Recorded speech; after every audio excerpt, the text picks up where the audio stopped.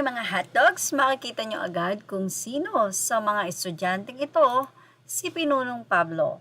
Well, may mga nag-comment na po sa nasabing post ng Facebook na ito at makikita agad kahit hindi na nga i-zoom. Sa katunayan, blurred pa nga ang nasabing photo na ito pero kitang-kita pa rin si Pinunong Pablo. Para sa mga hotdogs or 18 na mahal ang 5, pakilagay sa comment section kung nakikita nyo ang leader ng SB19 at ang president ng 1Z Entertainment sa nasabi nga pong student photo na ito or class picture.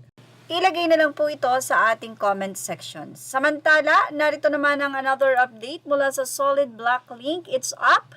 Hit FM Taiwan posted on their Instagram account the weekly Hito Japan Asia Music Chart showing emoji by SB19 and Jolin climbing to the second spot.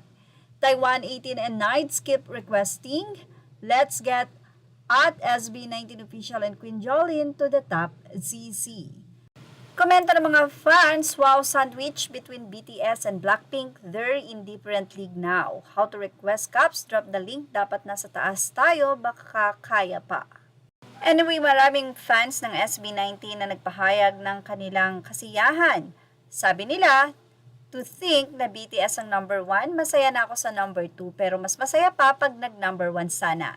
Any idea to make SB19 be the number 1? Yan po ang tanong ng ilan. Samantala, binahagi naman ng SB19 ang track na kanila po may ispatan sa mga pupuntahan na area nito. Sa caption, sinabi nilang wakas at simula the trilogy concert finale. Catch the wakas at simula track as it starts roaming around a place near you. Don't forget to take a snap and tag us when you see it. Spot the was track for a chance to win a wakas at simula goodie bags. So, spot the track and get a chance to win special surprise April 15 and 16 sa EDSA, Cubao Ortigas, Makati. April 17 naman and 18 sa MOA Complex. April 20 and 21, Araneta City.